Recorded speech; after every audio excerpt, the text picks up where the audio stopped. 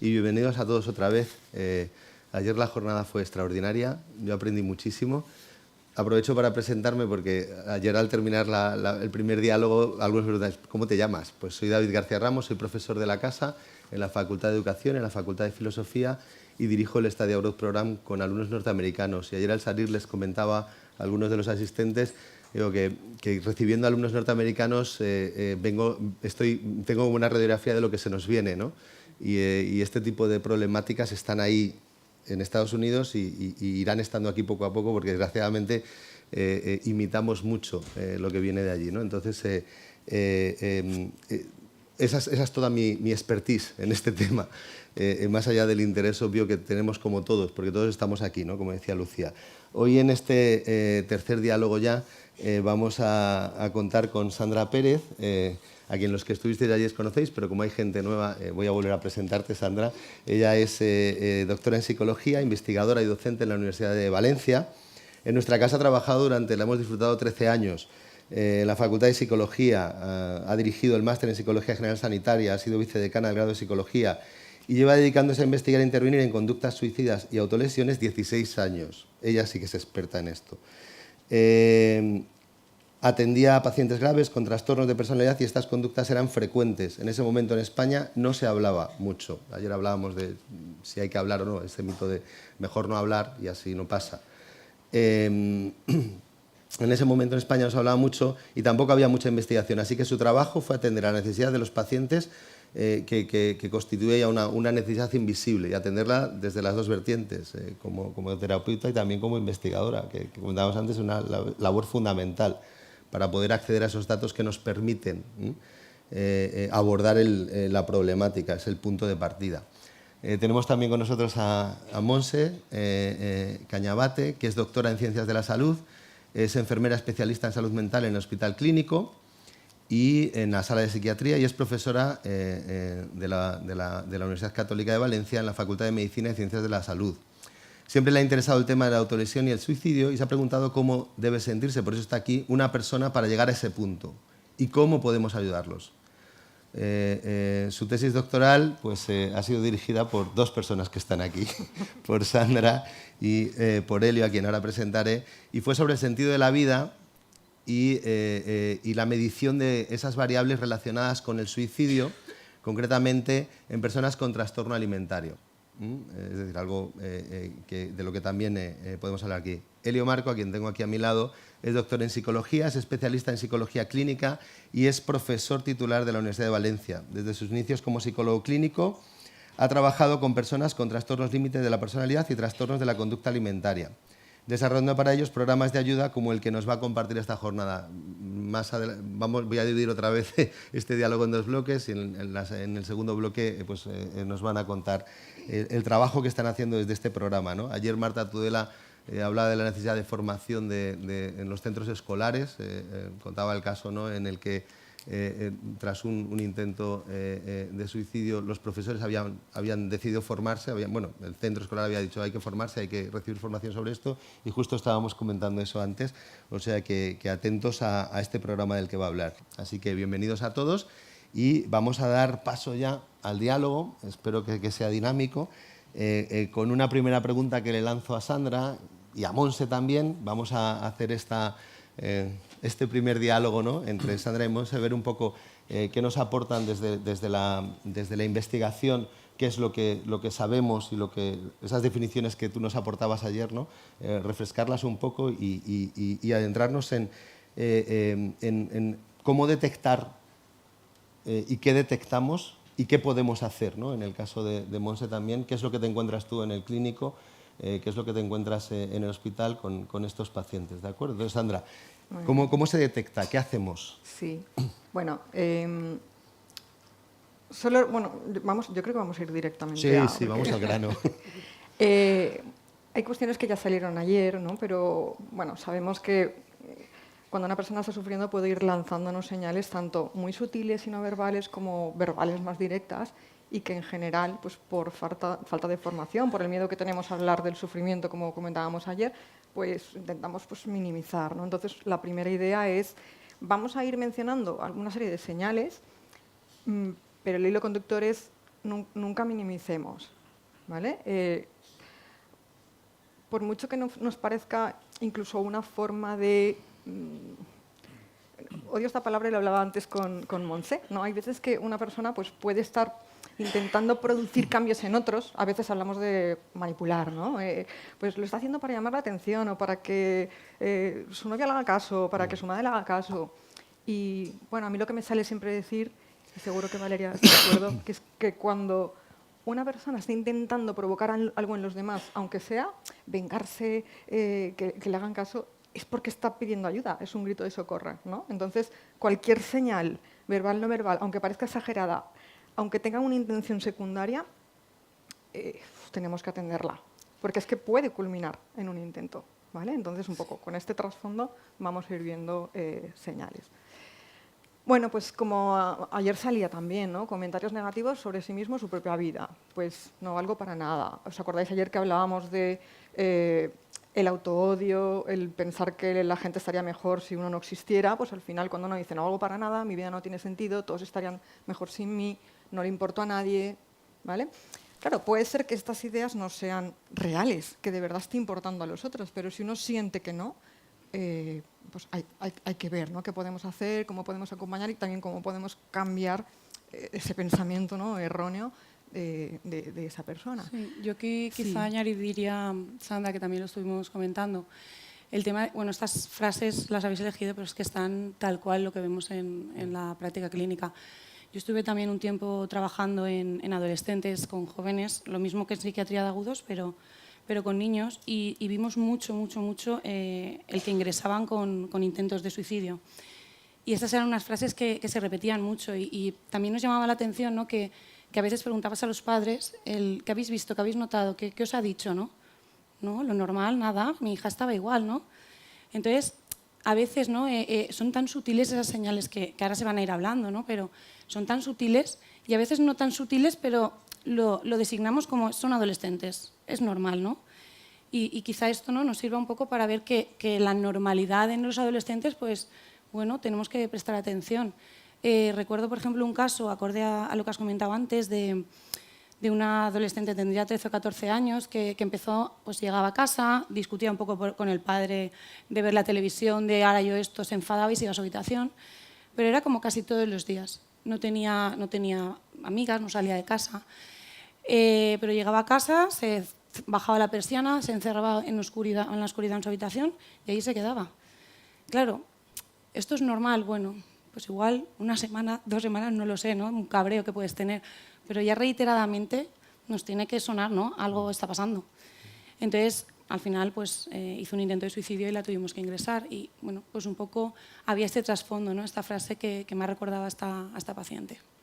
Bueno, y al hilo de lo que comenta Montse, cuando alguien está crónicamente enfadado, esto cuando hablamos de regulación emocional lo sacamos mucho, o sea, Sí. es que la rabia, ¿no?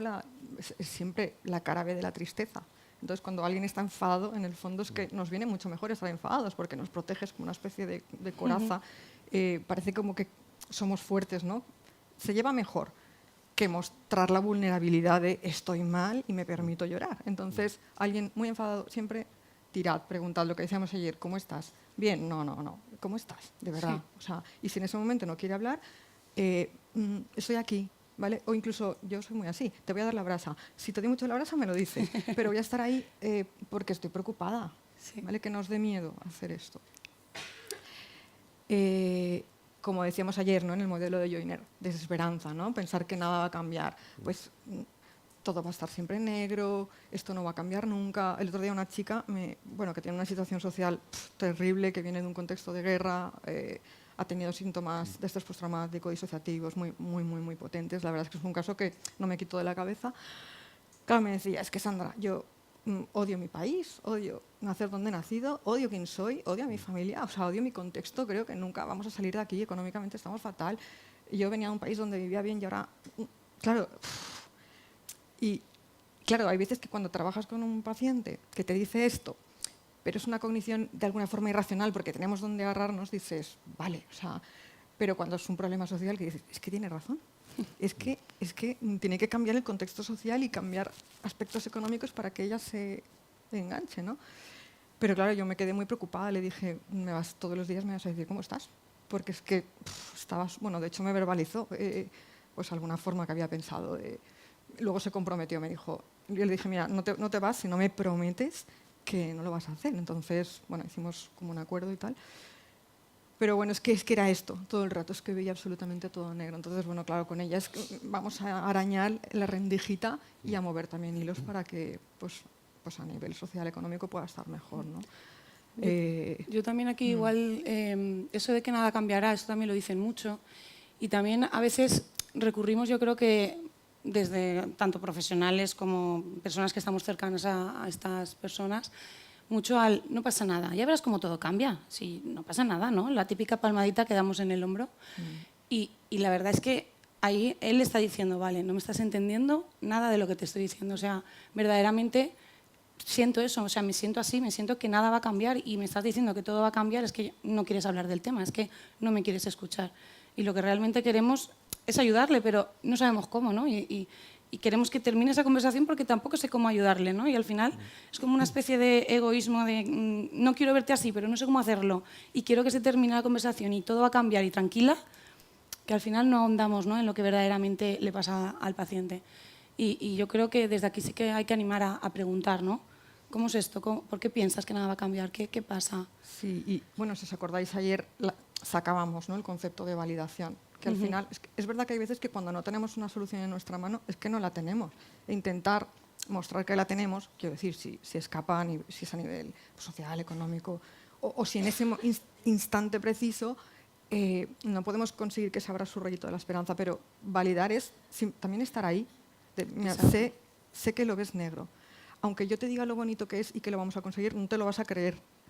Pero aún así, voy a seguir a tu lado, vamos a seguir intentándolo. Y yo a veces digo, sé que igual no te lo crees, pero de aquí a un tiempo seguro que miramos atrás y dices, ostras, no sé, es de otra forma. Pero sobre todo no invalidar esa emoción, esa cognición que está teniendo y que es real.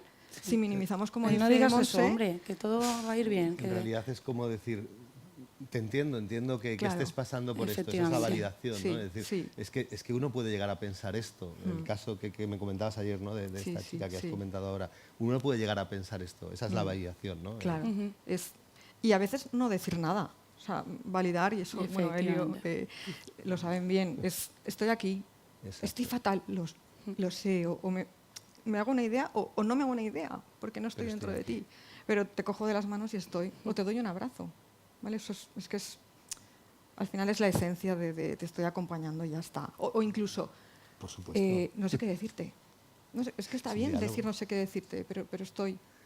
Igual me adelanto y me meto en vuestro... No. Claro. El tema de la validación es muy importante, como estás diciendo, ¿no? Nosotros en Family Connections, en el programa que luego explicaremos, les damos a los padres como mensajes muy concretos para que entiendan cómo validar a sus hijos, ¿no? Entonces hay como 3 frases que no son mágicas, pero bien utilizadas pueden... En un momento en el cual hay mucha tensión en casa y no sé qué hacer, las 3 frases son: lo sé lo que te pasa, te entiendo, a mí también me ocurre. Es como una... Y los padres lo interiorizan, ¿no? Y Valeria puede opinar, obviamente. Es una forma de acercarme a la persona que no es invalidante, porque como bien dice Sandra primero, no hay que invalidar. Y luego es lo sé. Sé por lo que estás viviendo, te entiendo, y a mí también me pasa como padre, ¿no? Claro. Es un pequeño tip.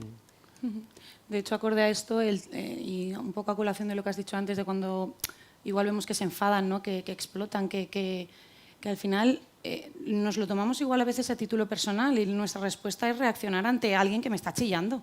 Pues si te pones así ya no vamos a hablar, si te pones así como quieres que te ayude, si te pones así es normal que estés, ¿no? Y al final es una manera, igual, ¿no?, hay que un poco transformarlo en nuestra cabeza de no, me lo está diciendo bien, no me está chillando y me está diciendo estoy sufriendo. Entonces, ¿no?, el pararnos a pensar que ese chillido, ese grito no es un grito hacia ti ni hacia... No es de odio, o sea, es un grito de ayuda, de por favor ayudarme, ¿no? Y el estar ahí, el no reaccionar a veces a no tomártelo a título personal, obviamente hay que corregir esas conductas, pero no llegar a tomártelo me lo está diciendo a mí, es que mira cómo me odia, es que... Pues no, al final es un poco, ¿no?, el proyectar ese odio que tienes tú ahí dentro con el resto, pero al final es es interno lo que estás proyectando. Sí, a mí me recuerda mucho cuando estamos en familias, que no puedo evitarlo. Claro, no es algo contra mí, ¿no? Como padre, o no es algo contra mí como terapeuta, sino es su trastorno, es su enfermedad, es su sufrimiento. O sea, es el que está, bueno, también me lo digo a veces con mi hija, es la adolescencia, ¿no?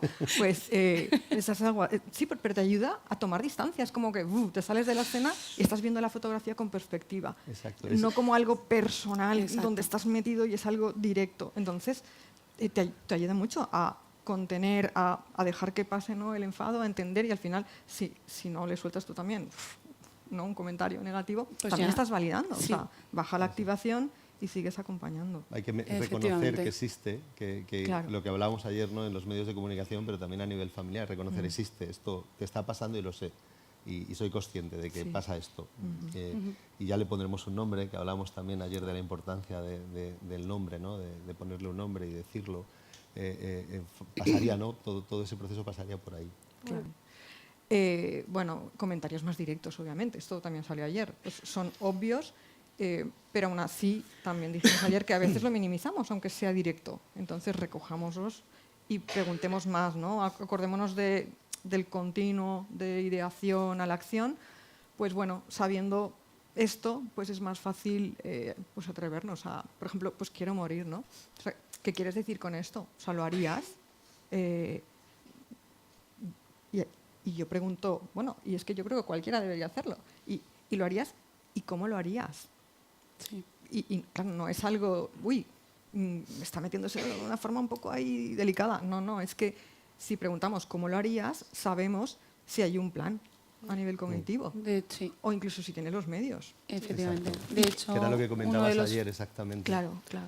Uno de los factores así más también de riesgo es la accesibilidad al método, ¿no? Claro, Que al final claro. determina un poco, en un momento impulsivo, yo tengo acceso a ese método, ¿no? Y también se trabaja esto con la familia de a qué tiene acceso, o sea, qué tiene en la cabeza que podría utilizar, ¿no? Hay que preguntarlo, porque es que si no, y poder limitar ese acceso. Pues a veces son pastillas que tiene mi abuela en casa porque le han recetado no sé qué, y puedo utilizarlas, pues ponerlas bajo llave o...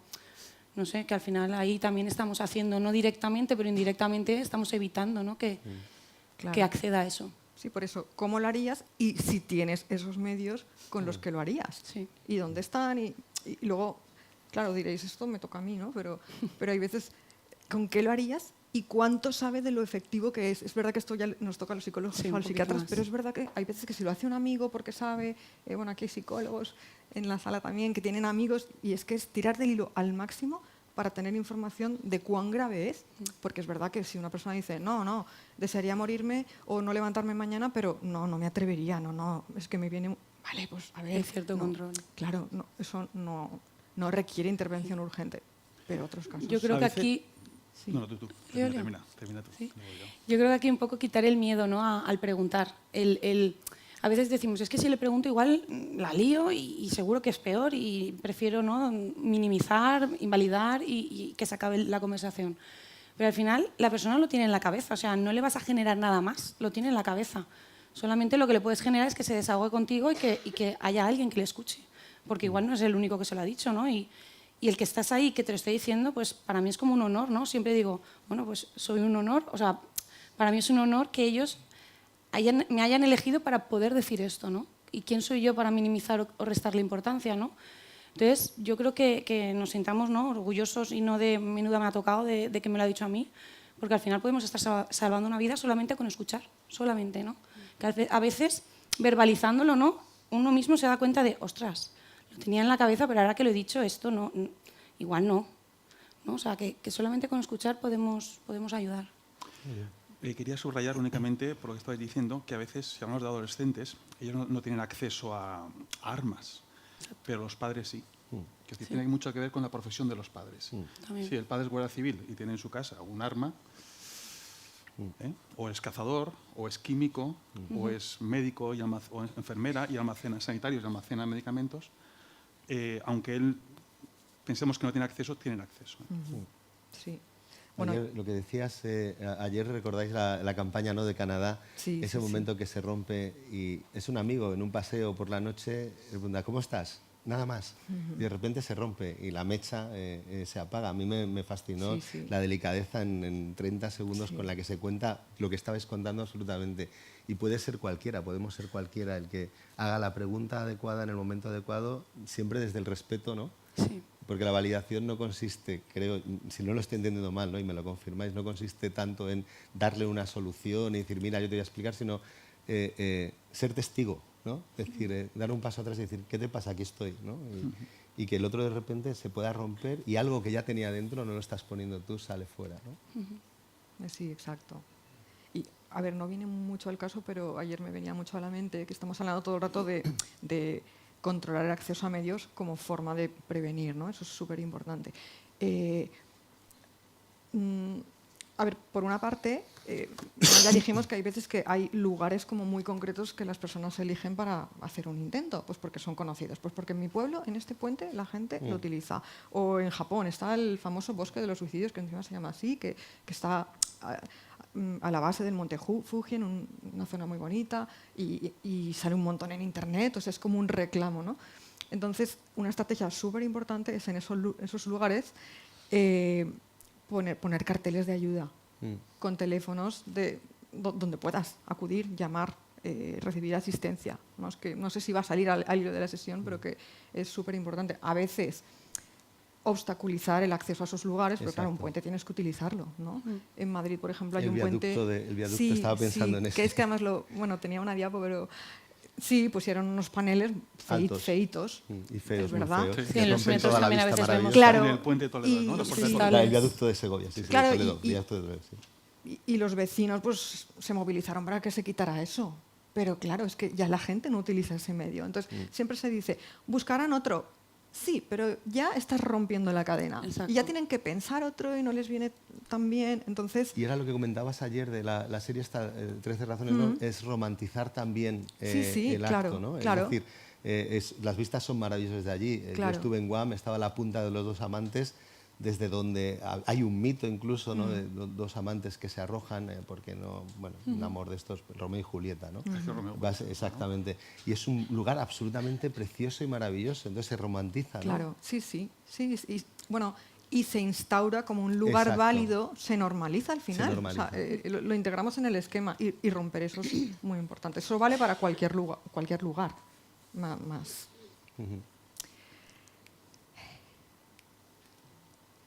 Bueno, y luego nuestra compañera Blanca con Eugenio hablarán del sentido. Es verdad que comentarios directos... Porque claro, uno puede hablar directamente de muerte o de deseo de morir, pero también hablar, como decíamos ayer, del vacío, ¿no? Es que esto lo hemos hablado mucho Elio y yo, ¿no? Que en pacientes con muchísimo dolor, muchísimo sufrimiento, uno de los síntomas más potentes, más terribles, y para los que no existe un protocolo claro de intervención es el vacío, porque claro, alguien te dice estoy vacío, estoy hueco, no siento nada, me siento como muerto. ¿Qué haces con eso? ¿No? Entonces, si alguien dice estoy vacío, es de verdad, es una luz súper roja. De hecho, yo creo que quizás un poco una crítica, ¿no? A que, yo estoy recordando, no sé si os acordáis de uno de los resultados, ha venido un poco a colación, de la tesis que en el trastorno de personalidad, en el límite, el 56% se explicaba por el vacío. Y luego es como un poco irónico, ¿no? Que te viene una paciente con esa comorbilidad de ese trastorno y te dedicas a si las conductas autolesivas, si todo conductual, pero ¿y el vacío? ¿Que yo te estoy diciendo que siento? No, pero eso no. ¿Cuántas veces...? No, pero es que te estoy diciendo que me siento vacía. Entonces, quizá a veces, ¿no? Tratando eso, que no se hace, o se debería de hacer más. Bueno, sí se hace. Vosotros que estáis como muy familiarizados con esto, pero yo... Claro, los pacientes esto lo dicen, o sea, es que no me están escuchando en esto que les estoy diciendo. Entiendo que sea lo otro importante y sea tal, pero es que esto no me están escuchando tampoco. Sería como si se tratara más el trastorno... Efectivamente, ¿no? Como lo más llamativo y lo que hay que cambiar sí o sí, exacto, que también hay que cambiarlo. Esto hay que trabajarlo y lo otro, esos son... Sí. Como, ¿no? Que también hay que cambiarlo, pero vamos a meternos también en esto, ¿no? Que igual cambiando esto cambian ya muchas cosas. Estaba pensando en uno de los mitos, ¿no? Solo se suicidan las personas con trastornos mentales. No. Sí, ¿no? Y aunque sea eso, lo que se trabaja no es solo el trastorno, sino que hay otra cosa de fondo, ¿no? Sí. Sí, de hecho, que nos esta salimos sería- del tema, Sí. pero bueno, él ha publicado un libro y es verdad que él lleva mucho tiempo trabajando en esto, bueno, y Paco Gallego y Blanca, ¿no? En sentido, pero que estamos intentando probar la eficacia de una terapia centrada en el sentido, claro, protocolizada, porque para probar la eficacia tiene que estar protocolizada, con resultados bueno, eso es tuyo, Elio. A ver, yo también quiero lanzar, igual me salto el guión, ¿eh? No pasa nada. Yo me quiero saltar porque estoy escuchando. No, Lucía, bien. Y es cierto, fijaros, cuando nosotros empezamos a trabajar, en el año 97, 98, a los pacientes que tenían ideación suicida se les excluían de los protocolos de tratamiento. Era criterio de exclusión cuando investigabas si tenía, y hoy en día todavía, si tenía ideación suicida se les excluía de tratamiento, porque no sabía muy bien lo que se podía hacer. En la década de los 90, el 2000, aparecen las primeras intervenciones válidas para personas con ideación suicida y conductas suicidas. Es decir, sí que tenemos tratamientos empíricamente validados para el suicidio. Pero llegamos a un 50 y pico % de los pacientes. ¿Por qué? Porque hay otras dimensiones, como la del vacío, que están comentando ellas dos. Y aquí también quiero lanzar la enhorabuena, ¿no?, a la Universidad Católica, porque llevamos investigando estos temas desde el año 2010. Doctor Francisco Gallego, muchísimo antes que nosotros, ¿no?, que fuimos su testigo, ¿no? Pero que hayan salido 2 tesis doctorales magníficas, la doctora Blanca Gallego sobre autolesión y suicidio en adolescentes y la doctora Montse Cañabate también, y es todo, y más de 50 artículos publicados en revistas de alto impacto. Esto es todo tejido muscular de la Universidad Católica de Valencia.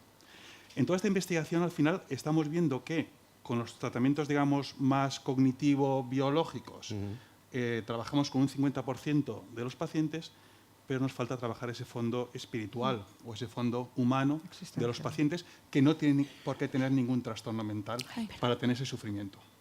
Exacto. Y ahí estamos ahora mismo, estamos en pañales con estudios pilotos de desarrollar un programa de intervención para mejorar el sentido.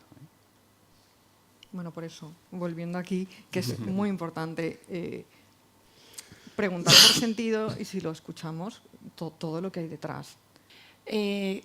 Lo que también se ha demostrado mucho a nivel científico, ¿no?, de 2 factores muy importantes que ellos también verbalizan, ¿no?, el sentirse una carga para los demás Salió ayer, sí. y el sentirse solo, Sí. ¿no? Que a veces el profesional también peca un poco de esto, de invalidarle de ¿solo de qué? Sí, tienes hermanos, tienes hasta pareja, tienes no sé qué, gente que te quiere. O sea, es que no es un concepto de soledad, ¿no?, en cuanto a cantidad de personas, sino en cuanto a vinculación, ¿no? Igual tengo muchas cosas alrededor, pero no me siento vinculado a ninguna, ¿no? Sí. Entonces, tender a invalidar, intentemos ahí que tampoco, ¿no?, que verdaderamente es que se sienten solos y hay que trabajar con la percepción de ellos y no con lo que nosotros vemos que tienen o no tienen, sino el cómo percibes tú tu situación y ante eso, ¿no?, empezar a trabajar. Bueno, a mí el ejemplo de Valeria me ha parecido brutal. O sea, es que creo que eso es lo importante de esto que estamos diciendo. Y respecto al abrazo de la doctora, pues a mí me ha sonado a algo que ella necesitaba para concluir de forma bonita, algo incómodo, igual pero se no sentía estaba, culpable. no estaba pensando en tu hija. Exacto, he Pero metido bueno. la pata, culpable. ¿cómo consigo sentirme bien? Sí, Bueno, sí. pues a lo mejor Sí. es... Sí. Exacto. O sea, subraya la necesidad además de formación de absolutamente Sí. todos los sectores. Transversal a Sí. todos. Absolutamente a todos. Justo. Y Claro. una doctora, ¿no?, que seguramente sea una profesional extraordinaria, pero eso no quita que todos Claro. estamos aquí y todos necesitamos esta formación. Bueno, que es Y a súper psicólogos, difícil. Y a psicólogos. Y a Pero, y a aún así, psicólogos, en un grado normal de psicología, en el cual no hayan estas inquietudes como hay en esta universidad, prácticamente no se habla de suicidio. Es decir, en las últimas asignaturas, porque el profesor quiere meter un tema de suicidio. Exacto. Pero incluso una formación de grado, yo hago que tengan una práctica en psicología clínica en cuarto, porque si no, no tienen nada de suicidio. Lo ven como constructo, obviamente, pero no qué saber hacer si una persona me dice tengo un intento de suicidio. Eso es como si a un médico no le enseñara a hacer una reanimación cardiopulmonar durante toda la carrera. Y en psicología eso pasa ¿Y cómo actualmente. reaccionar? Perdona, porque ya sí No, que no, estamos fuera fenomenal, completamente sí, de nos guión. vamos. Fenomenal. Pero ¿cómo reaccionan? Y lo digo también, te viene a ti también, Blanca, Sandra, perdona, ¿cómo reaccionan los estudiantes cuando, porque ayer salí yendo al baño, una chica que estaba aquí comentaba a otra chica, ¿no? Dice, oye, ¿qué haces aquí? No, estoy en unas jornadas sobre psicología. Y tuve la tentación de quedarme a escuchar lo que decía y dije, no, vamos a darles privacidad, ¿no? Y me interesa no saber cómo reaccionan porque es algo que ellos son conscientes de lo que está sucediendo, de que estemos aquí hablando de esto es porque hay un síntoma evidente en la sociedad. ¿Cómo reaccionan? Bueno, ellos estarían encantados de venir aquí a esta formación. Es decir, yo conozco mucha gente que no se ha podido matricular en esta jornada. Hay mucho interés por el tema del suicidio. Así como hace unos años, cuando empezamos, era un tema que tenías que pasar... Es decir, pedir permiso a muchísima gente para preguntar por suicidio. Hoy en día, mucha gente nos decía que no quería investigar en suicidio. Hablo de colegios y demás. Sí. Hoy en día hay una necesidad, la gente sabe que hay que hacerlo y los alumnos están encantados y te piden formación. Y agradecen mucho. Sí. O sea, a veces, pues eso, das una formación cortita, ¿no? Máster de profesorado o incluso soy yo en la UV, pues para PDI general, para paz, incluso para decanos en la UV. Y agradecen un montón, porque claro, es que se parte de cero, es que parece alucinante, pero es que no se sabe nada. Gente que está en gestión, ¿no? Decías de claro, ¿no? Gente que está en gestión que se va a encontrar con estos casos y ¿qué hago? Claro. Yo, a nivel de alumnado, nosotros también hemos metido bastante este tema porque tampoco estaba muy metido en la asignatura de salud mental. Y sí que es verdad que hace gracia, ¿no? Que incluso ya están en cuarto, nosotros damos en cuarto la de salud mental, y yo al principio les hago como un role-playing, ¿no? Para que ellos... Y claro, les digo, imaginaos un paciente, ¿no? que se marea. Y entonces enseguida, ¿qué hacen? Y todo es esto, lo otro, no sé qué, yo haría esto. Y ahora un paciente que os está diciendo, llorando, que se quiere morir y todo es así. Pues eso no lo sé. Pues te va a pasar. ¿No? Entonces es un poco introducción, ¿no? de ese tema de decir, ostras, algo que nos va a pasar y mucho en la práctica, que no quiere decir que lo vayamos a tratar nosotros, pero qué mínimo que saber abordar ese tema, ¿no? Y saber derivarlo a quien corresponda, pero qué mínimo que poder abordarlo, ¿no? O ante, no sé, una paciente que te viene igual en una consulta de diabetes. No, es que se me ha perdido la insulina y necesito más. ¿Necesitas más? Cuéntame un poco más, ¿no? Igual no se la ha perdido. Entonces, que sepan un poquito también esas señales de alarma para que somos la primera barrera, ¿no? Y que aunque no vengan adrede a eso, podemos detectar mucho, ¿no? Entonces, a nivel de alumnado, yo creo que también es súper importante el meter este tema. Bueno, ¿volvemos? Sí. Bueno, despedidas, ¿vale? O directas o sutiles. Hay un documental muy bonito que se llama La muerte silenciada, que ya tiene un mogollón de años, pero yo utilizo trocitos en clase porque es que me encanta. Bueno, me encanta porque lo trata muy bien, ¿vale? Con mucho cuidado. Y bueno, hablan unos padres, unos Cecilia Borrás, que bueno, luego hizo psicología y se doctoró y tiene publicaciones estupendas. Y claro, cuentan la vivencia de la pérdida de su hijo. Y pues bueno, ella contaba que bueno, el día que su hijo se quitó la vida, pues como les manda un mensaje en el último momento y le dice, mamá, te quiero. Claro, es que hay veces que puede recibir señales que no son habituales. Claro, y de hecho ya pensó, ¿qué me vas a pedir? Y enseguida dijo, ostras, es algo más potente. Bueno, pues a veces esto se hace y las redes están ahí. A veces cierran cuentas o se despiden de amigos o regalan pertenencias o hay cambios abruptos de conducta. O sea, cualquier movimiento que nos chirríe, que digamos, ostras. Hay una película que acaban de sacar que se llama El hijo. No sé si la habéis visto. Bueno, yo creo que no profundiza de una forma... se pierde la oportunidad de profundizar más en el sufrimiento del hijo, en la depresión del hijo, le falta una parte un poco más intimista, pero es verdad que yo creo que la película está bien para ver y es un poco el dolor de un adolescente con un conflicto familiar tras un divorcio, el padre pues, se distancia mucho, la peli acaba mal. ¿Vale? No, es muy dura, es muy dura. Que la veáis ya. Claro, es muy dura. Tiene una parte negativa que dices, claro, o sea, está sensibilizando, pero por otra parte, lo que decíamos ayer, no acaba con estrategias de esperanza, ¿no? Pero sí que te ayuda a darte cuenta de que hay veces que hay señales que las etiquetamos como adolescencia y es sufrimiento brutal. El chaval hay un momento en el que dice, es que me levanto por la mañana y no puedo con la vida. O sea, es como, estoy luchando.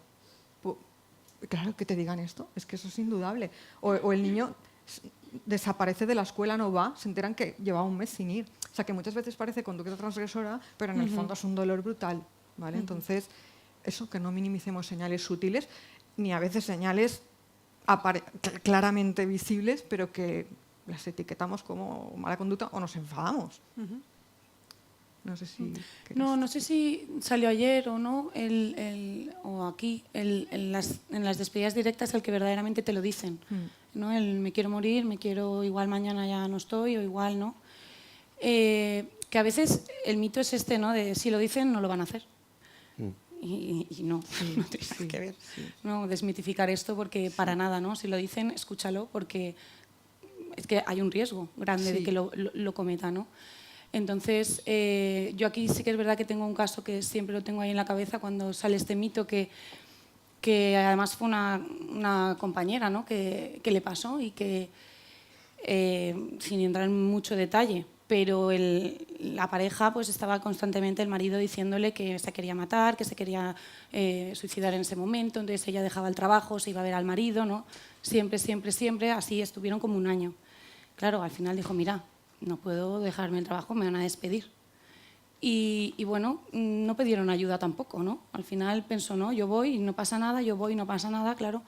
Pues empezó a dejar de ir porque ya no podía más y veía que el mito se hacía realidad, dice y no hace, ¿no? Y al final pues pasó. Entonces yo creo que aquí es un grito de alarma de decir, no, es que tienes que pedir ayuda. O sea, no lo podemos solucionar solos y que no pasa nada, o sea, no pasa nada pedir ayuda. Que esto nos puede pasar a todos, ¿no? A veces está ese estigma detrás de, es que yo no estoy loco, es que a mí no me pasa nada. No, o sea, es que a mi familiar no le pasa nada. No, es que esto no va de eso, ¿no? Va de un sufrimiento muy grande que nos puede pasar a todos. Entonces, el pedir ayuda, sí, siempre. Ayuda profesional.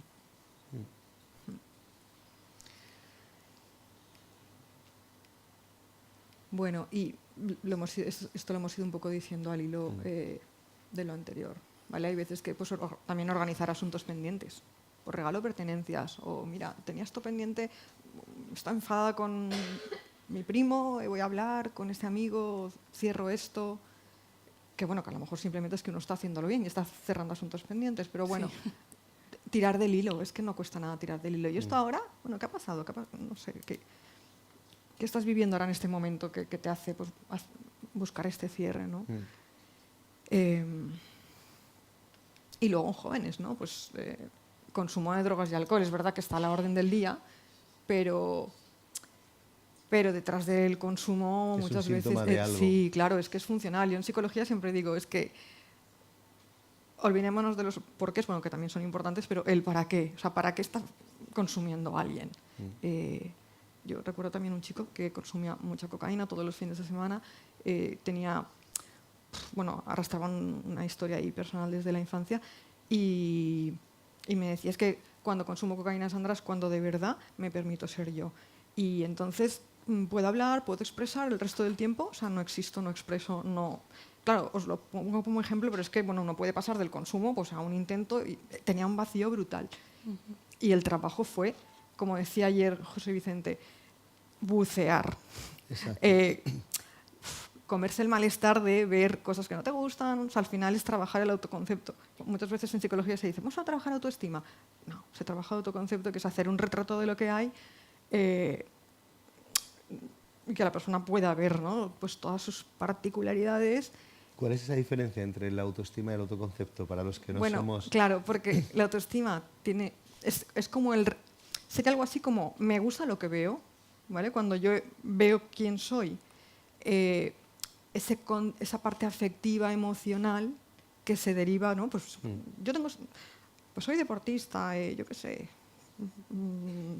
abogado, tal, renegón, lo que sea, ¿vale?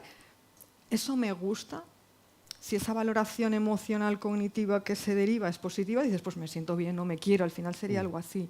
El autoconcepto es más cognitivo, es como ver la fotografía de quién soy con todos nuestros recovecos positivos y negativos. De hecho, se dice que cuanto más complejo es el autoconcepto, complejo en cuanto a áreas, facetas, aspectos positivos, negativos, eso es protector. Podríamos hablar de identidad, ¿no? Claro, en ese caso, sí, sí, tiene que ver con que era con lo la que decía identidad. ayer José Sí. Vicente, ¿no? La Sí, identidad. sí. Pero bueno, lo digo porque Sí, una sí. forma de intervenir en suicidio es bucear en la identidad y que uno recupere quién es. Y conecta con... Al final estás trabajando indirectamente vacío, porque el vacío es una maraña en la que uno ni ve el mundo ni se ve a sí mismo. Y bueno, me vuelvo de nuevo en las intervenciones en ese sentido. Se Hacerle una bucea en el yo, rehabilitación. se bucea en el pasado de uno, se bucea en Sí. la historia de vida. O sea, y al final estamos trabajando y preveniendo. Ya no solo con personas que tienen adicción, es que con chavales yo creo que hay tanto que hacer a nivel escolar, ¿no? Yo no digo nada, pero tenemos ahí un espejo y tiene un sentido dentro del proyecto de pensamiento visible, que es precisamente, o sea, lo que has dicho encaja perfectamente con eso, dónde nos miramos y qué imagen se nos devuelve, ¿no? Y qué podemos hacer con esa imagen. Yo creo que es fundamental, porque el pensamiento es algo muy interior, que sacarlo fuera es muy complicado, hacerlo visible para poder verlo en un sentido positivo, lo has dicho muy bien, ¿no? Es decir, no es un reflejo negativo, ¿no? Mira, ya está haciendo lo mismo que hago yo, que está mal, sino decir lo positivo, lo bueno, lo que podamos dar a imitar, ¿no? En el fondo. Bueno, Sandra, Monse, está ahí esa pregunta, exacto, por cerrar un poco, entonces, cerrar este primer bloque, ¿no? Y dar paso ya a Elio y a Valeria. Si pudierais decir muy brevemente, antes hablábamos, ¿no? Que podemos estar 40 horas hablando de esto. Creo que hay una después que hablabas. Sí. ¿Qué hacer y qué no hacer? Bueno, no, esto no.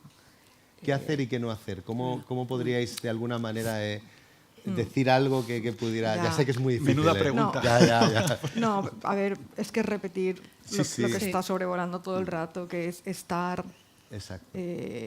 encender el radar, no tener miedo, A preguntar. validar, no sé. Es como caminar de la mano y ser conscientes que todos podemos aportar tanto y que todo lo que estamos comentando es que todo es prevención. Es que la prevención empieza en casa cuando un niño es pequeño. Es que sigue en el colegio. Es que y yo creo que es verdad que estamos avanzando mucho en intervención en conducta suicida, pero es que hay que irse a la raíz, que es educación emocional en los colegios, también para padres. O sea, es que es verdad que rescato algo que dijo ayer José Vicente, que es verdad que de adultos somos responsables de cómo manejamos nuestro pasado, pero si lo hacemos bien desde el principio, pues luego hay que trabajárselo a que menos de tengan un adultos. pasado. Entonces, y ahí estamos todos, o sea, como sociedad. ¿Y Monse? Yo un poco recalcar también lo que ha dicho ella. Sí que es verdad que teníamos una frase un poco por terminar, si quieres que la ponga y la Claro. leemos. Bueno, pero es algo que salió ayer, claro, es que como Sí. estoy en todas partes, lo No, siento. pero hay gente Hay nueva, gente no que pasa no ha nada. venido. Pero bueno, es que no tiene nada que ver con lo que hemos dicho antes, ¿no? Pero es un poco Pero- también porque estamos lanzando la responsabilidad de todos, pero a veces podemos hacerlo súper bien, y lo decía también ayer José Vicente, pero hay veces que se nos va a escapar, ¿vale? Somos responsables, pero no culpables, y que muchas veces lo vamos a hacer bien, y aún así hay casos muy graves que lo van a hacer. Eso también es verdad, la culpabilidad que no ha salido mucho. Sí que es verdad que habría que recalcar que el no sentirse culpables, ¿no? Que también lo has comentado tú. Pero bueno, que siempre hay resquicios para engancharnos ahí Efectivamente. y hacer cosas. Pues muchas gracias. Y ahora pasaríamos a la segunda parte Valeria, toma, de te este toca. diálogo, o Elio. Todo tuyo. Que sería, nos vais a contarnos un poco el programa, este programa Family Connections, Vínculos Familiares, y también tu experiencia, Valeria. Yo lo decía al principio, yo creo que ha estado muy bien que este diálogo se haya saltado un poco el guión, porque en el fondo son tantas las voces que hablan y que exista este curso y que existan cursos como este tenemos que estar contentos porque responden a una necesidad real, ¿no? Yo, y repito lo que dije ayer, ¿no? En el diálogo, estoy haciendo mi checklist como padre, ¿no? De ir viendo pum, pum, pum. Digo, esto es esto, ¿no? Mañana cuando me levante, esta mañana cuando me he levantado, he saludado de forma distinta a mis hijos, ¿no? Decir, estar, ¿no? Y respetar también, ¿no? La libertad, al final es la libertad del ser. Yo creo que en una institución como esta podemos hablar tranquilamente, hemos sido creados libres, ¿no? Y por eso esta última frase sí encaja muy bien. Es que luego está la libertad de tu hija, está la libertad de cada uno, y ahí hay un misterio en el que solo podemos ser contemplar, ¿no? Pero para aprender a mirar, yo que me dedico al teatro, para aprender a ver las cosas, hace falta estar formado también, ¿no? Entonces, adelante ello. Pues bueno, muchísimas gracias. Antes que nada, es que como me he colado en la conversación anterior, quería... No, estás invitado. Ya, pero quería agradecer, ¿no?, al rectorado, por supuesto, a Lucía por la invitación a estas magníficas jornadas. Vino a la Universidad de Valencia, tuvo la amabilidad de venir a entrevistarse con nosotros y bueno, nos ha apoyado en todo momento, con lo cual, enhorabuena por el trabajo y enhorabuena por el resultado, que es magnífico. Ella me preguntó, ¿por qué estás trabajando en suicidio? ¿Por qué te interesa el suicidio? Me preguntó Lucía, ¿no? Yo le contaba que nosotros hemos trabajado desde que nos hemos formado con los pacientes más graves. No sé por qué, pero nos ha gustado siempre el rock and roll, que decimos, ¿no? Los pacientes más graves, trastornos alimentarios, cuando no se sabía cómo tratarlos, y luego trastorno límite de personalidad, cuando no se sabía tampoco cómo tratarlo, ¿no? En esos dos perfiles de pacientes, el riesgo de muerte por suicidio es muy alto. Un 10% de los pacientes morir por suicidio. Intento de suicidio, un 30% de los pacientes tienen intento de suicidio. Entonces empezamos a desarrollar tratamientos efectivos para los pacientes, que funcionan muy bien, pero es cierto que a los familiares, cuando estás en esa parte de la trinchera de la salud pública, ¿no?, de atender a los pacientes, con los padres no tenemos tiempo para hablar. Claro. O incluso muchas veces nos metemos como parte del problema, los victimizamos los propios profesionales. En el año 2019 tuvimos la suerte de una compañera, Verónica Guillén, que es otra profesora titular, miembro del equipo de investigación. Ella se puso en contacto con Alan Frusetti. Alan Frusetti es un profesor de Harvard que es una persona que ha trabajado muchísimo con familiares de personas con TLP, con trastorno límite de personalidad. Entonces él nos ofreció la posibilidad de validarlo en España, nosotros dijimos que sí, lo tradujimos y empezamos trabajando con pacientes con TLP, aplicando Family Connections. Cuando lo vimos, automáticamente dijimos, esto hay que aplicarlo con familiares de personas que han tenido un intento de suicidio. Porque al final era la principal demanda de los familiares de personas con trastorno límite de personalidad. Y ahí nos lanzamos en plena pandemia. En plena pandemia. Tenemos puestos, por eso lo digo, lo de online, lo veo ahí tan llamativo, no es online, fue online porque empezamos en el COVID. Y se quedó. Y se quedó online. Y se quedó online, pero también lo hicimos presencial. Quiero decir, cuando empezamos con ello, hacíamos grupos presenciales, pero llegó el COVID y tuvimos que hacerlo online. Menos mal. Menos mal. Sí, porque así puedo venir gente de Madrid, gente de Perú, gente de Zaragoza, gente de todo. Sí, es súper bonito. Entonces, lo hicimos online y luego comprobamos la eficacia, si era más eficaz online o presencial. Y salió que era igual de eficaz. Con lo cual dijimos, pues seguimos online, pero queremos hacerlo presencial, que para el profesional es más bonito. Y de ahí viene mi interés por el suicidio, ¿no? También es cierto que, como otros profesionales, pues he tenido pacientes que se han suicidado, ¿no? Y eso es otro aprendizaje y otra motivación para seguir profundizando en cómo mejorar los tratamientos que hasta ahora tenemos. Bueno, pues este programa es un programa en el cual es un grupo en el cual también invitamos a participar a padres que han pasado por estas experiencias. Es un programa en el cual va dirigido a familiares, cuidadores, hijos, hermanos, maridos, mujeres, abuelos. Hemos tenido toda esa variabilidad en la muestra, de personas que en el último año han tenido un intento de suicidio. Ese es el criterio de invitación. ¿Por qué? Porque, como habéis dicho antes, el tener un intento de suicidio es el principal factor de riesgo. De volver a repetirlo. Con lo cual, nuestro objetivo es, vamos a detectar a la persona que ya lo ha intentado y vamos a dar herramientas a la familia para reducir los factores de riesgo que muy bien han explicado Sandra y Montse. Reducir la desesperanza, reducir a veces la violencia intrafamiliar. Violencia, hablamos de hablar mal, discutir, a veces hay agresiones, a veces hay peleas continuas. Incrementar la validación de las familias, reducir la invalidación de las familias y incrementar la... Lo tiene. Por si quieres que lo pase. Es que Es solo una diapo. Lucía solo me ha dejado una diapositiva, ¿sabes? Tenemos Le una. mandé unas 20 y me dijo, no, Elio, solo una. Entonces, casi ni la voy a mirar, ¿sabes? Pero es bonita, ¿eh? Es bonita. Es muy Ha bonita. quedado muy lúcida. Me la ha no os dividido en preocupéis. 6. Me la ha dividido en 6 para decir, así tiene más tiempo. Pero bueno, me he traído mi chuleta, Lucía, así que no te preocupes. Pobrecita, pobrecita. Ese es el objetivo. Invitamos a familiares que reciben una formación. Es decir, Valeria ha hecho 2 cursos de Family Connections de formación, el mismo que hacemos a los profesionales, y ha pasado una vez por el grupo y ahora está como observadora y aportando como coterapeuta. ¿Por qué hacemos esto? Porque este programa viene de una asociación que habéis visto que se llama BDP, americana. Ahí no está. Estaba al principio, ¿no? Sí, en las Sí, primeras. sí, En las primeras. Yo creo que con mi nombre estaba, NEABP. Sí, NEABP. NEABP es una asociación americana, Una pasa adelante. National Education Alliance for Borderline Personality Disorders, es decir, Alianza Nacional para la Educación en el Trastorno Límite de Personalidad. En Estados Unidos sabéis que estas fundaciones son enormes.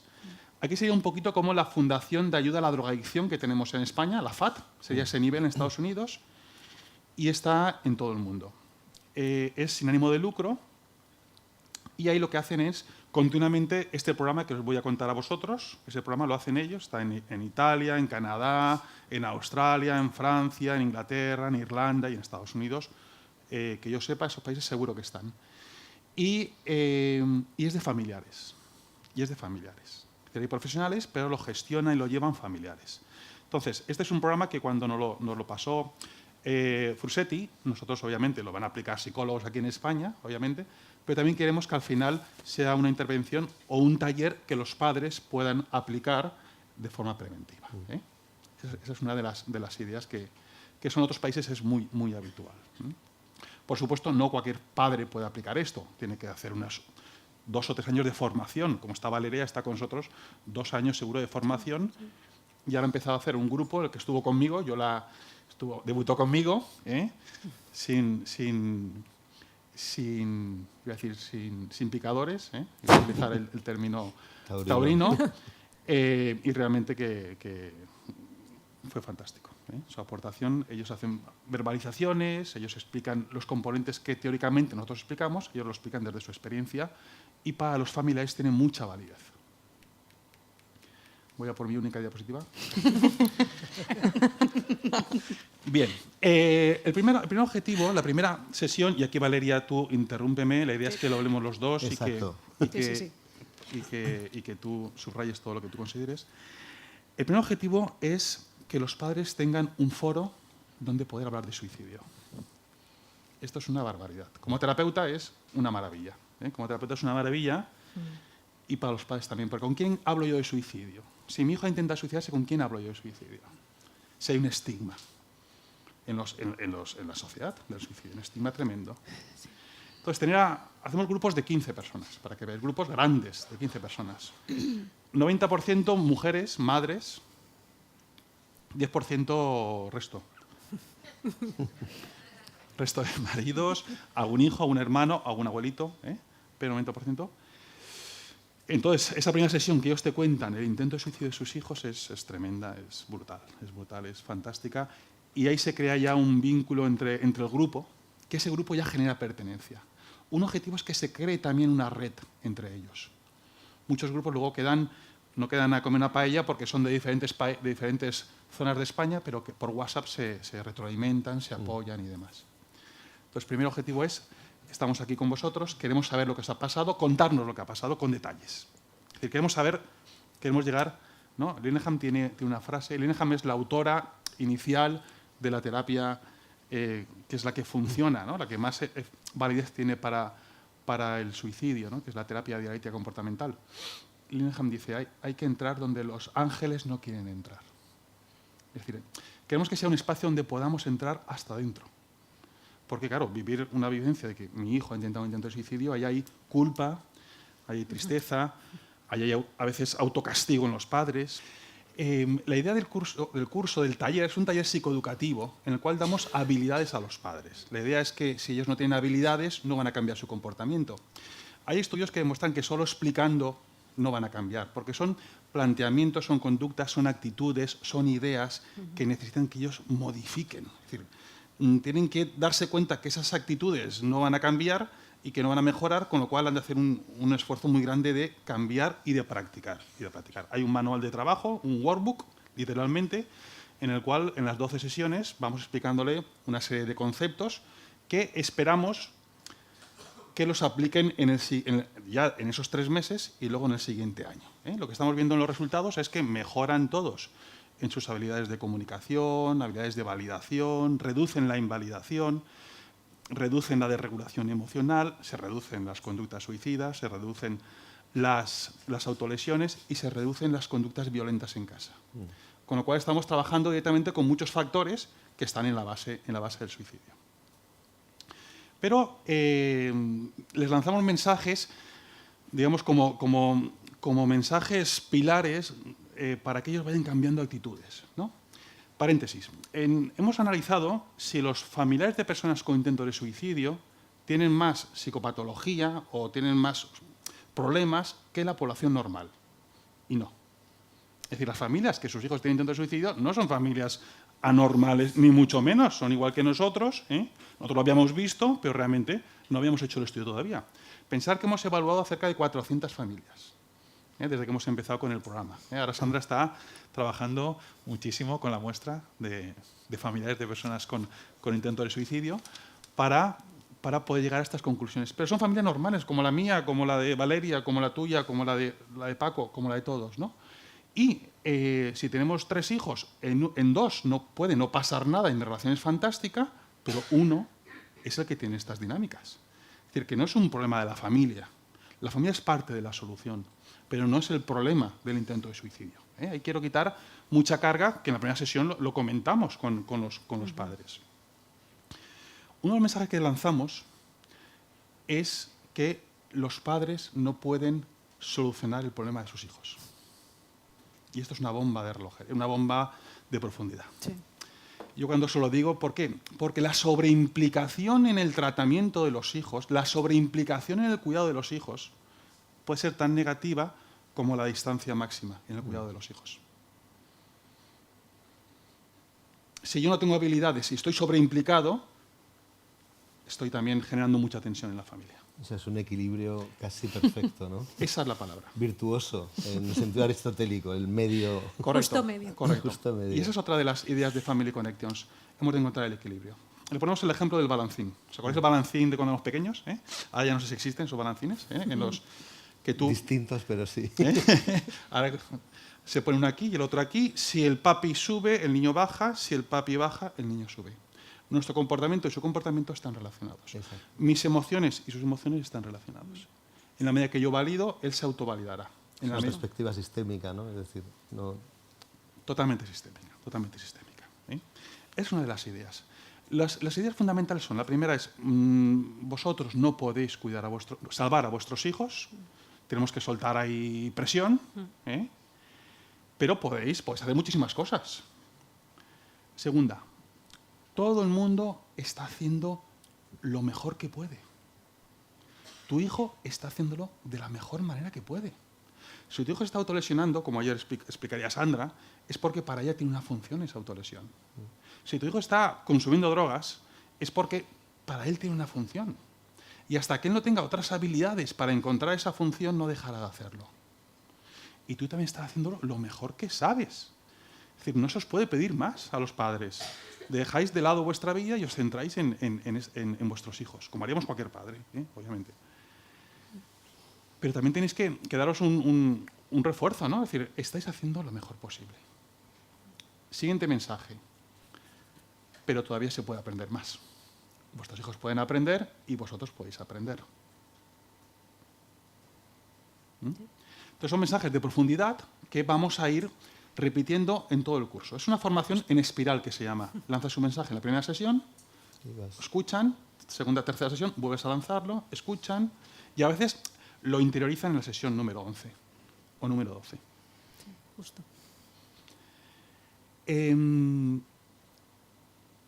el último mensaje, o el último mensaje básico que damos al principio es: vamos a intentar interpretar las cosas de la mejor forma posible. ¿Por qué? Porque estamos en una dinámica de interpretación negativa de lo que hace mi hijo o de lo que hace mi pareja. Es decir, si mi hijo llega media hora tarde, puedo interpretar que mi hijo no me quiere, que mi hijo me rechaza, que me está haciendo un pulso, que no soy una buena madre, o puedo pensar, pues mi hijo tiene 15 años y se ha quedado charlando con los amigos un ratito más. Vamos a dar otra perspectiva de las interpretaciones. Eso sería el primer bloque. Ahí también hablamos de datos de investigación y les decimos a los padres que existen tratamientos que funcionan para el suicidio. Y les decimos cuáles son. Porque otro dato que nos sorprende y que a mí me alarma es que a lo mejor solo el 30-40% de los padres nos comentan que su hijo está recibiendo el tratamiento adecuado para el suicidio. Es decir, el 60% no está recibiendo tratamientos basados en la evidencia para personas con intentos de suicidio. Eso no es culpa de los padres. Es culpa de que tenemos saturada la salud mental, obviamente. Pero eso es muy grave. Es como si yo te dijera a ti que en cáncer, tú tienes un cáncer y no te damos el tratamiento que toca para tu cáncer porque no hay oncólogos. En los dos no jugamos la vida y la muerte, ¿eh? Y en salud mental sí que aceptamos que eso sea algo normal. Oye, no, es que ya te verán cada 3 meses. Eso no es un tratamiento que sirva para nada. Aunque ahí quizá he de añadir un punto, ¿no? Que eso es en la pública, pero cuando tú tienes una familia que está yendo por privado y que se puede permitir un privado, y tú eres el profesional y ves que no tienes la última evidencia en el tratamiento para tratar esas cosas, como cualquiera, o sea, trastorno alimentario, cualquier tipo de patología, deriva. Entonces, no te lo quedes...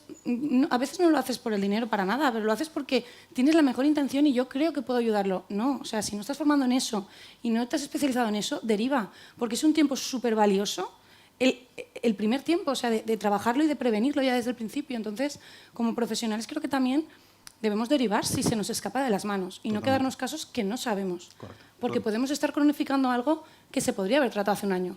Correcto, totalmente de acuerdo. Entonces, por puntualizar eso. Totalmente de acuerdo. Bien, eso es lo que lanzamos a los padres en la primera sesión, ¿no? Es muy gratificante poder trabajar solo con los padres. Porque cuando tú trabajas con un paciente y con los padres, muchas veces ves el mundo a través de los ojos de tu paciente. Entonces te cuesta ponerte en el rol de los padres. Ahora que yo trabajo solo con los padres, a los hijos ni los veo, ni los conozco. Ellos siguen su intervención con su profesional en su sitio. Yo a la hija de Valeria no la conozco, no tengo ninguna, no la conozco ni nadie. Pero tengo la libertad de poder ver los problemas desde los ojos de los padres. Y eso es una gran aportación para poder ayudar a las familias. En el segundo bloque, el segundo módulo, hablamos de psicoeducación. Es decir, les explicamos todo lo que oísteis ayer sobre suicidio, todas las teorías. Queremos que sean expertos en por qué sus hijos tienen el problema. Porque el primer paso es que ellos entiendan, que comprendan. Y les hablamos de trauma, les hablamos de disociación, les hablamos de autolesiones, les hablamos de intentos de suicidio, de formas de suicidio. Explicamos los modelos etiológicos además del de Joyner. Generalmente hablamos de un modelo biopsicosocial en el cual ellos ven que la conducta de suicidio al final es una puntita del iceberg. Es decir, podía haber consumido drogas o tener un intento de suicidio. Es decir, el disparador final sí que sería lo que comentaba Sandra ayer, pero todo lo demás, toda la desregulación, todos los problemas de identidad, todos los problemas de manejo de problemas, todos los problemas de perfeccionismo, de impulsividad, todo eso está en la base y es igual de importante que la puntita del iceberg, que es lo único que ven los padres, ¿no? Cuando ellos ven que su hijo es una persona normal también y que necesita ayuda y que no es solo la puntita del iceberg, yo creo que eso también les tranquiliza un poquito. En el tercer módulo, conciencia plena de la relación. Este es el módulo, uno de los más potentes, ¿no? Aquí lo que queremos es que los padres empiecen a reconocer las emociones de los hijos. Los hijos con desregulación emocional y con problemas de intento de suicidio a veces no se comunican verbalmente, pero, como sabéis, es imposible no comunicarte. Entonces, entrenamos con vídeos a los padres a identificar la emoción primaria que tiene el hijo. Es decir, si yo estoy aquí en el comedor y de repente entra mi hijo a las 3 de la mañana cabreado, yo lo más normal es que si no me doy cuenta de sus emociones, le riña, le pego un puro, discute con él y después el chaval tenga un intento de suicidio o una autolesión. Eso lo ponemos como ejemplo y empezamos a enseñarles cuáles son las emociones primarias, cómo detectarlas en las personas y los padres van aprendiendo a decir, a ver, mi hijo qué emoción primaria tiene. Tiene tristeza. Vale, aunque venga a las 3 de la mañana, tiene tristeza. Si yo soy capaz de empatizar con esa tristeza, en vez de reñirle, porque tengo derecho a reñirle porque ha venido a las 3 de la mañana y le ha dado un golpe a mi coche, ¿sabes? Entonces, es que van sumándose los niveles y viene borracho, ¿eh? Y ha suspendido 5 asignaturas, ¿eh? Entonces, como cualquier padre, yo lo tiro de casa, ¿eh? Y muchas veces los intentos de suicidio son respuestas a estas pequeñas dinámicas que se producen semanalmente, porque esto se produce semanalmente, ¿no? Entonces, cuando el padre es capaz de... ¿Qué emoción tiene tu hijo? ¿Qué emoción primaria? Tiene tristeza. Vale. Objetivo número 1, empatizar con la tristeza. Ya le reñiré después, ya le pondré el límite después. Ahora primero hay que atender, hay que validar esa emoción. Yo me acercaré a él de una forma diferente, así no soy capaz de identificar la emoción. Y también identificar emociones en ellos. Entonces, tengo que saber qué emoción tengo. Si yo, Elio, tengo un nivel de ansiedad de 10 y mi hijo viene a las 3 de la mañana, pues voy a discutir con él sí o sí. Si Elio tiene un nivel de ansiedad de 4, pues podré establecer con él mejor los límites del funcionamiento. Entonces, el tema de conciencia en las relaciones es darme cuenta de sus emociones, darme cuenta de mis emociones, para así poder reducir el nivel de tensión emocional y con eso reducir los problemas de conducta que van asociados. Pero la idea es, observa, describe las emociones de tu hijo sin juzgarlas. Cuando juzgamos, ya se ha acabado todo ya. Cuando juzgamos, sacamos la historia de problemas con mi hijo. Observa, describe sin juzgar. Ahora es el momento para hablar con él. Puedes hablar. No es el momento, da un paso atrás. Hay otra idea que es, abre tu mente antes de abrir tu boca. Son ideas, son frases muy americanas, ¿no? Pero son útiles, ¿no? para los familiares. Yo lo digo muchas veces, abre tu mente antes de abrir tu boca. Tu hijo en este momento, ¿qué emoción tiene? Tristeza. Vale, ¿qué vamos a hacer con la tristeza? Acercarnos. ¿Qué te pasa? ¿Ha pasado algo? ¿Me lo quieres contar? No. Vale, distancia. Perfecto. ¿Es el momento de solucionar el problema? No es el momento de solucionar el problema. Cuando mi hijo esté desregulado, ahí nunca voy a solucionar el problema. Cuando mi hijo esté desregulado, si yo me acerco, va a seguir desregulado. Si me acerco, va a seguir desregulado. Y si me acerco, va a tener una autolesión. Si yo, cuando mi hijo está desregulado, me acerco, lo valido, observo, describo, le pregunto qué le pasa, mi hijo automáticamente se regula. Automáticamente una hora, ¿eh? Una hora. Sí. Una hora y pico. ¿eh? Pero si no, puede estar horas desregulado, que es cuando van continuamente realizando conductas de autolesión, de consumo, y acaben en suicidio. Y eso los padres lo aprenden. Los padres lo aprenden. A los padres lo hacemos expertos prácticamente en psicoterapia, en que identifiquen bien las emociones, ¿no? Y lo van aprendiendo. Ahí, digamos, luego también hablamos de los 2 tipos de mente, ¿no? Que los papás y los hijos también funcionan como 2 estados de mente, ¿no? A veces estamos en la mente racional, es decir, todo lo juzgamos, los debería, mi hijo debería estudiar, ya debería tener la carrera, ya debería ser médico, ya debería ser el mejor en el violín, ya los deberían, ¿no? Y luego pasamos a la mente emocional, que es mi descarga de emociones tremenda, que al final nos está moviendo en esas 2 mentes continuamente. Con lo cual mi hijo, como yo como modelo, realmente no le estoy dando un punto intermedio, que hablamos de eso como la mente sabia, ¿no? La mente sabia es la que a veces es racional y a veces es emocional. Queremos que los padres lo tomen conciencia y les preguntamos, ¿en qué mente estáis más? ¿En la mente racional o en la mente emocional? Y hay de todo, ¿eh? Hay padres que están mucho en la mente racional y estar mucho en la mente racional es igual de duro que estar en la mente emocional, porque son siempre debería, juicio, prejuicio, y el que está muy en la mente emocional son siempre explosiones de emociones. Entonces queremos que lleguen a la mente sabia, al equilibrio, ¿no? También cuando lo reconocen saben hacerlo. ¿Hay que añadir alguna cosita? ¿No?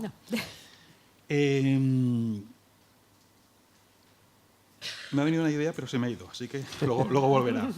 Vale, en el cuarto módulo les preguntamos a ellos, ya os conocemos, ya llevamos dos meses con vosotros, prácticamente. Yo, no te preocupes. Sí, vale. Y les preguntamos, vale, pero todo lo que os pasa, le damos un listado de problemas, ¿no? ¿Cuáles son realmente vuestros problemas? ¿Es un problema de que no sé expresar mi rabia? Vale, paréntesis, ya sé la idea de antes. A los padres, es un mensaje que también me gusta mucho, y tú me dirás, Valeria, les decimos, tenéis derecho a perder el control. Tenéis derecho a llorar, a gritar y a perder y a hacer cosas que a veces no haríais. Porque a veces llegamos a perder el control con nuestros hijos y tú lo ves, padres que son psicólogos o padres que son médicos o padres que son profesores de universidad, por decir algo, por poner ejemplo mío, han hecho unas cosas que diría, pero es que ¿cómo he hecho eso con mi hijo? ¿No? Entonces ellos cuando están en la mente emocional pueden llegar a hacer cosas bárbaras, pero es que es normal. Si tú ves que tu hijo así va a salvar a tu hijo, tú también lo harías, ¿no? Entonces, ahí cuando hablamos de la mente emocional lo lanzamos. Es que tenéis derecho a perder los papeles, ¿no? En este punto ya... Todavía no el quinto, ¿no? Cuarto. Seguimos aquí. Aquí hacemos como un resumen ya de realmente qué problemas tenéis, ¿no? Entonces les preguntamos, ¿qué es un problema de que tú no sabes expresarte con tu hijo? ¿Es un problema de que tienes ira como padre? Nosotros no queremos trabajar con el hijo, trabajamos con los padres. Tienes un problema, porque los papás también tenemos derecho a tener ira y derecho a tener miedo, pero no sabemos qué hacer con esa ira. ¿Es un problema de algo de tu hijo que tú no puedes aceptar?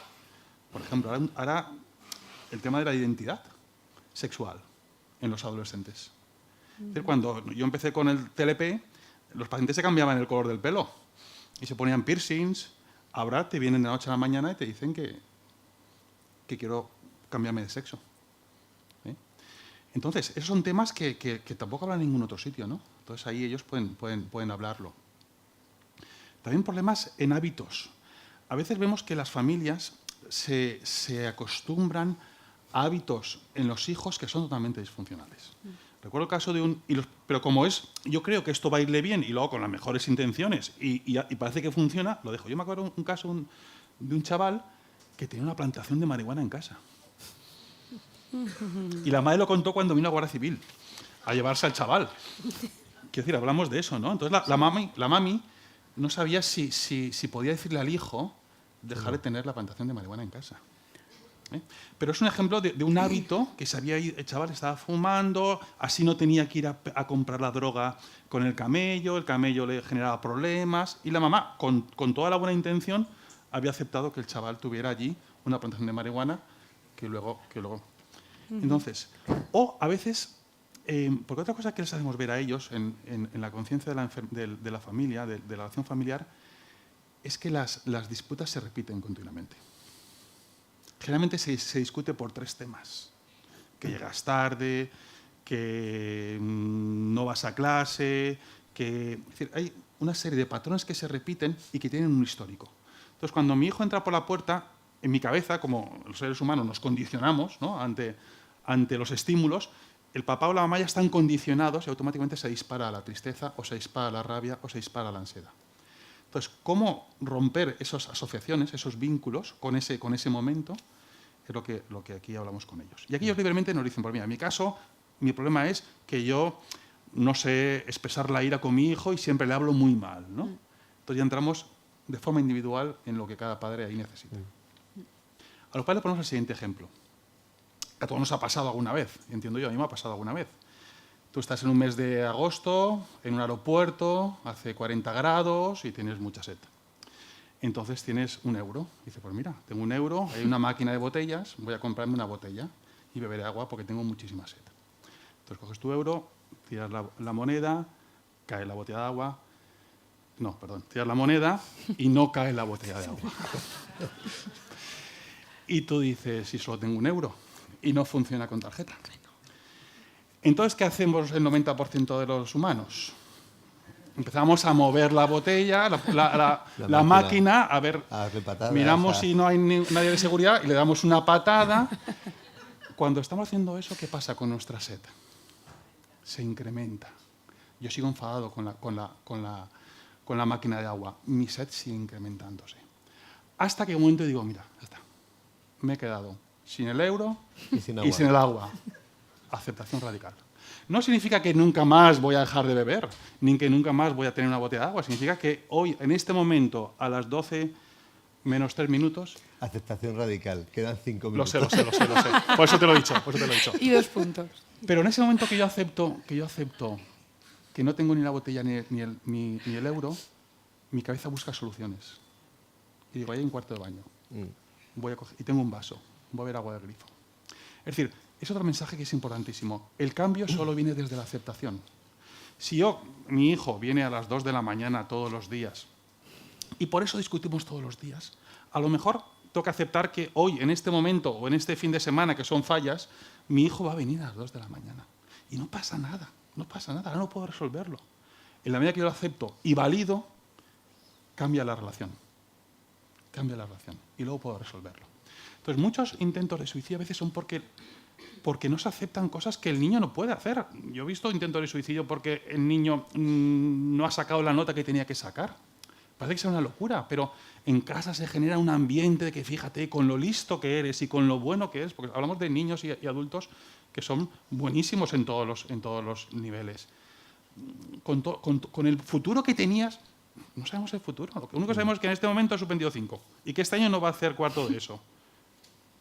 ¿Podemos aceptar? ¿Qué es aceptar? Aceptar es transformar el sufrimiento en dolor y llorar. Y llorar. Y llorar. Y comunicarlo con el que tienes al lado y llorar. Y ya para finalizar, los últimos 2 módulos.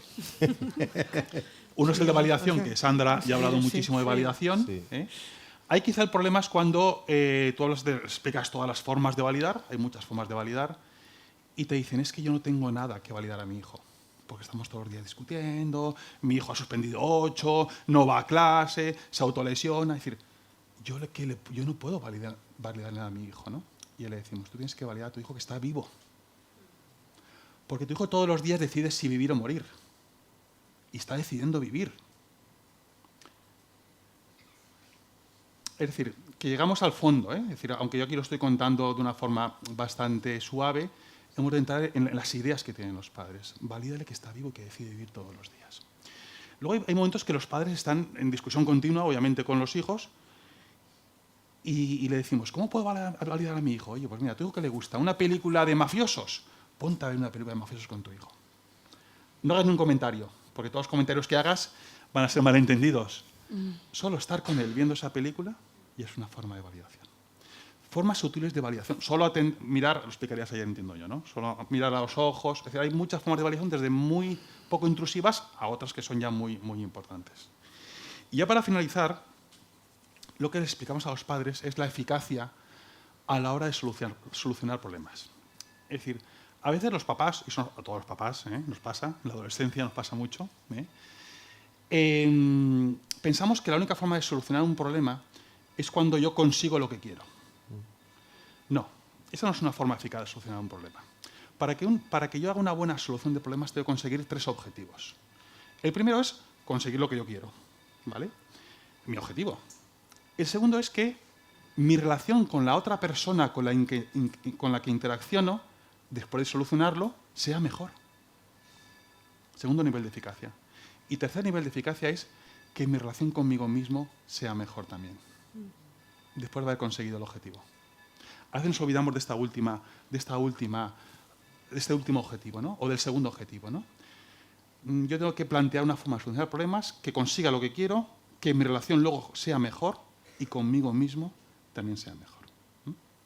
Y ahí le damos una serie de pautas para solucionar problemas. Pues aquí tenéis algunos datos de contacto de la asociación de la que hablaba. ¿Me permites un segundo? Sí, claro. La asociación, obviamente, NEA en Estados Unidos es la web con más información sobre salud mental del mundo. Hay vídeos de todos los profesionales sobre suicidio, están en inglés. La de España es más humilde, pero estamos conectados con Estados Unidos, pero están los vídeos.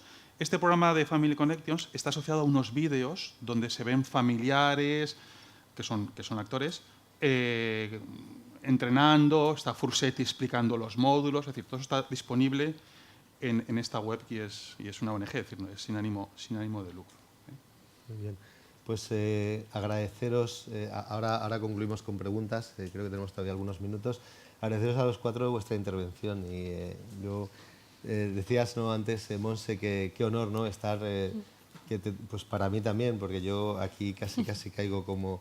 y estoy aprendiendo muchísimo, personalmente y académicamente también, y todos mis niveles, profesionalmente, o sea que os lo agradezco muchísimo. Estaba pensando, ¿no?, viendo todos los módulos y estando donde estamos, ¿no?, también, y pensando en el lema, ¿no?, que es una imagen, yo enseño literatura también y funciono mucho, es una imagen muy potente, ¿no? Hay una cárcel que se rompe y hay un tipo que quiere quitarse la vida. Y hay unos que dicen, estamos aquí. Y ese uno es un tal Pablo, que era un asesino y un perseguidor y un victimario, que en un determinado momento alguien le ha preguntado algo de ¿por qué me persigues? Y entonces ha producido una conversión. Estaba pensando en esta conversión, que etimológicamente es metanoia, que es un cambio de sentido, es cambiar completamente la perspectiva. Decías, Valeria, ¿no?, al final dice, ese último módulo es el que queríamos todos, pero es que hace falta un camino de conversión en ese sentido, de decir, cambiar completamente, ¿no? Los que tenemos la gracia de haber recibido esto, qué suerte. Yo pienso ahora, qué suerte, porque os estaba escuchando y digo, claro, que hay uno que me ama como soy, esto es una bomba. O sea, que una madre puede decir a su hija, mira, a mí el anime, por cierto, vaya grupos buenos, porque a mí sí me gusta. Esto, yo jamás me hubiera acercado a esto, pero por mí se ha acercado a mí, ha estado conmigo. Eso es revolucionario, es bárbaro, como decías, ¿no? Es increíble, ¿no? Tener la suerte de poder acompañar, yo creo que somos todos muy afortunados de poder estar aquí escuchando todo esto. Entonces ahora es el momento, ¿no? Estoy viendo algunas preguntas, pero primero vamos a dar pasos, si las queréis hacer de viva voz, y luego leeré alguna por aquí. ¿Alguien quiere intervenir? Tenemos primero aquí, perdón, luego aquí y luego allí, ¿de acuerdo? Y si podéis, si os agradezco, formularla con una cierta claridad. A ver, mi pregunta es, habéis comentado que el perfil para el curso este de padres es padres o familiares que han tenido en su entorno una persona con intento de suicidio. Y mi pregunta es, porque ya me la estaba haciendo desde hace mucho, casi desde que habéis empezado, porque es que es todo tan providencial que alucino, ¿no? ¿Qué pasa con la persona, o sea, yo como madre, que quiero saber cómo no llegar a que mi hijo esté en esa situación, porque estoy viendo pues todos los patrones?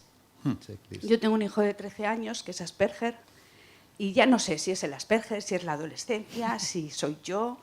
O sea, me siento totalmente perdida y de hecho uno de los motivos de venir aquí es ese, pero no sé dónde yo puedo encontrar las herramientas para ayudarle, y evidentemente a lo mejor no tiene nada que ver con el suicidio, pero bueno, la pelea que tuvimos anoche y la crisis que tuvo anoche terminó con pues si no valgo para nada me tiro por la ventana, que no le había dicho nunca jamás.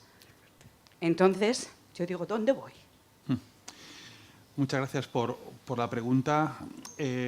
Realmente lo hemos adaptado a varias poblaciones. Es decir, empezamos con esto en el 19, en 4 años, pandemia por medio, no nos ha dado más tiempo para hacer más. Pero hemos aplicado con familias de personas desreguladas. Es decir, y ahí entrarían todos los adolescentes, prácticamente. Es decir, no hace falta que tengan un diagnóstico. Estos son pautas, al final son pautas de comunicación, de validación, lo que he explicado, y a cualquier familiar le vendría muy bien. Yo lo he dado a muchos compañeros míos que, oye, tengo un problema con mi hijo desregulado, digo, léete el programa de Family Connections y aplícalo. Es decir, perfectamente, hay una versión también que es para adolescentes. Esto se podría aplicar por educadores, en las universidades, se podría aplicar. Lo que nos falta son manos. Esa es la realidad. Es decir, nosotros en el equipo somos 5 y realmente hay una demanda tremenda. Ahora la unidad de salud mental de Sagunto quiere aplicarlo en Sagunto. Es decir, nuestro objetivo es validarlo, hacerlo público, y cualquier persona que se quiera formar, anualmente ayer empezamos un curso de formación sobre Family Connections en el COP, el Colegio de Psicólogos de Valencia, es decir, sin ningún tipo de problema. Cada año hacemos 2 cursos de formación para profesionales para que lo apliquen. Es decir, la idea es que esto se disemine, esa es la idea de la investigación, que esto al final acabe calando en la población y que cada vez más psicólogos o voluntarios quieran aplicarlo. Es que es muy útil, es muy útil. No hace falta hacer todo el módulo clínico, hay un módulo para personas para adolescentes y personas con problemas de regulación emocional. ¿Puedo decir una cosa? En la página de NEA hay un formulario de información donde uno pone sus datos y explica muy, muy brevemente pues, la persona cercana que le pasa. Entonces, como vamos abriendo grupos, a veces para personas con conducta suicida, a veces para personas con desregulación, a veces para personas con trastornos alimentarios, cuando acabamos ciertos grupos empezamos otros. Lo que pasa que es verdad que, como dice Elio, estamos un poco ahí desbordados, entonces no siempre hay un grupo que se inicia inmediatamente, pero recopilamos los datos y en cuanto tenemos capacidad de iniciar un nuevo grupo, pues organizamos un nuevo grupo. Quiero decir que con lo que has comentado de tu hijo entrarías en el pack de familiares con desregulación emocional que puedes escribir. ¿Vale? Cada vez hay más centros que lo están haciendo, públicos y privados. Ahora estamos dirigiendo una tesis doctoral en Chátiva, en Alcira, y lo están aplicando allí también. En Sagunto lo quieren hacer ahora. Yo sé que en Previ también lo están aplicando. Es decir, la gente se va formando y lo van aplicando. Estaba pensando precisamente en los casos de Previ, ¿no? En centros escolares, ¿no? Que son llamativos. Yo que tengo hijos en edad escolar, dices, uff. Ahí habría que empezar ya. Habría que empezar a los 12 años. Sí, estoy hablando de esas edades incluso. Y para profesores. Es decir, la regulación emocional se ve en la clase. En la clase cuando yo... Y ese es uno de los problemas que tu hija habrá encontrado. Es decir, cuando yo estoy desregulado, me importa nada las matemáticas. Entonces, si el profesor sigue con la matemática, estoy invalidando al niño y al final el niño va a hacer una conducta de llamar la atención, mal dicho, ¿no? Entonces, educadores, profesores, estos programas, formarse en esto sería prevención primaria. Creo que en algunos colegios también hacen escuela de padres, que se llama, y entonces, aunque no es exactamente igual, pero lo intentan.